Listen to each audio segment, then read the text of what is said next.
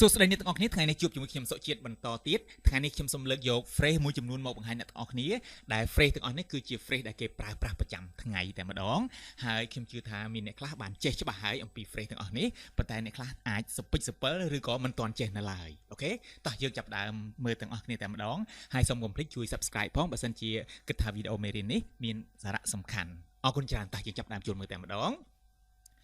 អូខេអញ្ចឹងទី1 phrase I am off នឹងគឺជា phrase ដែលគេប្រើប្រាស់ជាប្រចាំហ្មងអាសាឃើញក្នុងសន្ទនានៅក្នុងវីដេអូនៅក្នុងអីតែម្ដងអញ្ចឹងណា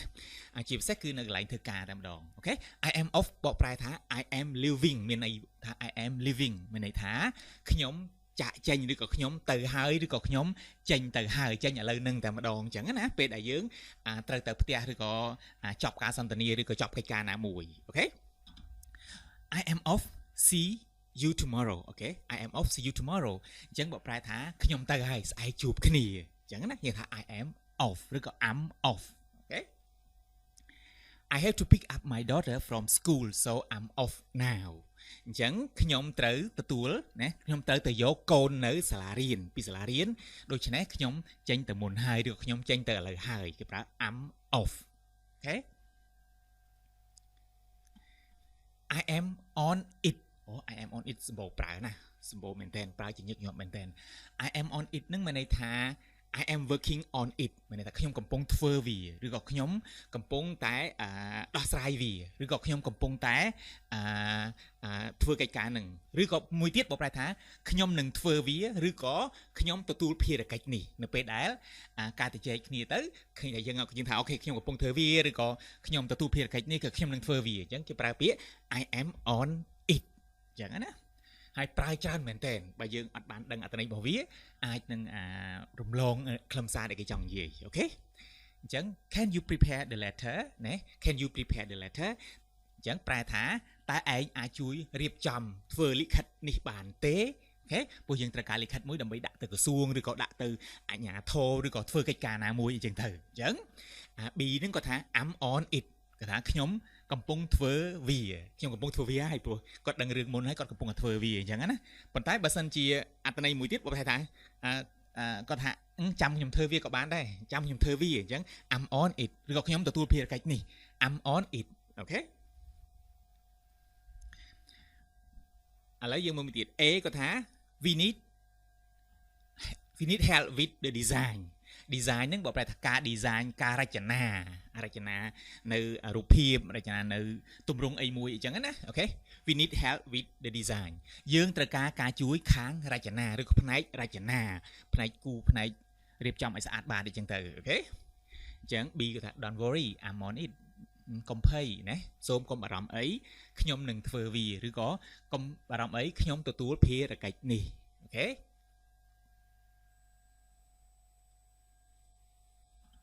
I'm all set I'm all set ក៏ប្រើច្រើនមែនតើដែរណា I'm all set I'm all set តែពិតមានន័យលើសពីមួយណាតែកន្លែងនេះខ្ញុំបង្ហាញតែ I'm all set ដែលមានន័យថា I am ready หมายថា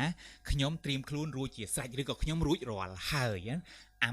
I am all set ណាខ្ញុំត្រៀមខ្លួនរួចជាស្រេចឬក៏ខ្ញុំរួចរាល់ហើយអូខេខ្ញុំរួចរាល់ហើយឬក៏ខ្ញុំត្រៀមខ្លួនរួចជាស្រេចI got everything in my bag okay I'm all set to go អញ្ចឹងខ្ញុំយកឬក៏ខ្ញុំយកអ្វីគ្រប់យ៉ាងឬក៏របស់ដែលគ្រប់មុខដាក់ក្នុងកាបូបហើយឬក៏ខ្ញុំមានរបស់គ្រប់មុខក្នុងកាបូបខ្ញុំហើយអញ្ចឹង I'm all set to go ខ្ញុំរួចរាល់ដើម្បីចេញទៅឬក៏ខ្ញុំត្រៀមខ្លួនរួចជាស្រេចដើម្បីចេញទៅមានន័យថាតោះចេញទៅហ៎អូខេអត្ថន័យមួយទៀតណា another meaning របស់ I'm all set គឺI'm all set ហ្នឹងមានន័យថា I have everything I need អញ្ចឹងមិនថាខ្ញុំមានឬក៏ខ្ញុំបានរបស់ទាំងអស់គ្រប់មុខឬក៏អ្វីដែលត្រូវការខ្ញុំមិនត្រូវការអីទៀតទេឬក៏ខ្ញុំឆ្អែតហើយជាពិសេសនៅក្នុងពេលដែលញ៉ាំអាហារនៅហារដ្ឋានខាង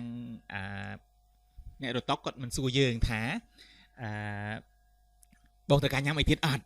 យើងឆ្លើយថាខ្ញុំអត់ត្រូវការទៀតទេខ្ញុំឆ្អែតហើយខ្ញុំគ្រប់គ្រាន់ហើយបានហើយអញ្ចឹងណាយើងប្រើ I am all set ឬក៏ I'm all set ណាខ្ញុំឆ្អែតហើយខ្ញុំគ្រប់គ្រាន់ហើយអរគុណច្រើនអញ្ចឹងទៅណា I am in ណា I am in ខ្ញុំពីមុនមកអត់ដឹងដែរថាមានន័យថាម៉េចដល់ពេលដឹងបានថាអូខេយើងរំលងអត្ថន័យណា I am in គឺយើងប្រើសម្រាប់មានន័យថា I join មានខ្ញុំចូលរួមឬក៏ include me រាប់ខ្ញុំផងដាក់ឈ្មោះខ្ញុំផងដើម្បីទៅចូលរួមក្នុងកម្មវិធីណាមួយអញ្ចឹងណាឧទាហរណ៍ថាមានកម្មវិធីជប់លៀងឬក៏កម្មវិធីដើរលេងឬក៏កម្មវិធីលេងល្បែងកម្សាន្តណាមួយអញ្ចឹងគេហៅយើងថាយើងប្រាប់គេថាខ្ញុំនឹងចូលរួមខ្ញុំនឹងយើងអាចថា I am in ណាឬក៏ I join ឬក៏ include me យើងមានដាក់មួយណាក៏បានដែរអញ្ចឹងណាមានអ្នកណាខ្ញុំចូលរួមឬក៏ដាក់ឈ្មោះខ្ញុំផងឬក៏ complete ដាក់ឈ្មោះខ្ញុំផងណាប្រយ័ត្នអត់មានឈ្មោះខ្ញុំលេងដែរអញ្ចឹងឧទាហរណ៍ We are going to the beach are you in ណា We are going to the beach are you in ពួកយើងទៅលេងសមុទ្រឬក៏ទៅឆ្នេរសមុទ្រអញ្ចឹងណាអញ្ចឹងឯងចូលរួមទេ are you in ហ្នឹងតើអ្នកចូលរួមទេឬក៏អ្នកទៅទេអូខេឥឡូវមួយទៀត one គេថា want to go to the karaoke tonight តើចង់ទៅ karaoke យប់នេះទេណា want to go to karaoke tonight តើចង់ទៅ karaoke យប់នេះទេ sure I'm in ណា sure I'm in ប្រកាសណាខ្ញុំទៅ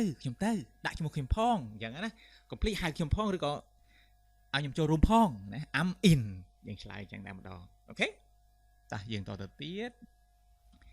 ដល់ពេល I am out ឬក៏ I'm out ណាមានន័យថា I don't join មានថាខ្ញុំអត់ចូលរួមទេឬក៏មិនបាច់ខ្ញុំអត់ចង់ចូលរួមទេឬក៏ខ្ញុំអត់ចូលរួមទេអូខេ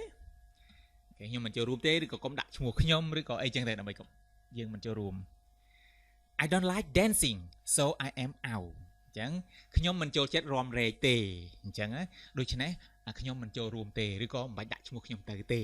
អញ្ចឹងគេមានកម្មវិធីរាំរែកមួយឬក៏កម្មវិធីជប់លៀងមួយដែលមានការរាំរែកអញ្ចឹងហើយតម្រូវឲ្យអ្នកនរឲ្យទៅតែរាំរែកឧទាហរណ៍អញ្ចឹងណាអញ្ចឹងខ្ញុំមិនសូវចូលចិត្តក្នុងការរាំរែកទេអញ្ចឹងខ្ញុំប្រាប់គេថាខ្ញុំ I am out ណាមិនបាច់ដាក់ឈ្មោះខ្ញុំទេឬក៏ខ្ញុំមិនចូលរួមទេ Are you coming tonight to the party Are you coming to the party tonight តើឯងទៅជប់លៀងទេយប់តើឯងទៅចូលរួមពិធីជប់លៀងទេយប់នេះ No I'm out ទេខ្ញុំអត់ចូលរួមទេណា No I'm out អូខេអរគុណអ្នកទាំងអស់គ្នាចំពោះការតាមដានវីដេអូមេរៀននេះអញ្ចឹងសូមកុំភ្លេចជួយចុច like ជួយ subscribe ហើយនឹងជួយ share ផងបើសិនជាគិតថាវីដេអូមេរៀននេះមានសារៈសំខាន់សម្រាប់អ្នករៀនភាសាអង់គ្លេសហើយសូមអធិស្ឋានផងចំពោះកំហុសឆ្គងទាំងឡាយបើសិនជាកើតមានឡើងក្នុងការបង្ហាញនេះបាទសូមអធិស្ឋានអញ្ចឹងជម្រាបលាបាយបាយសុខសប្បាយអ្នកទាំងអស់គ្នា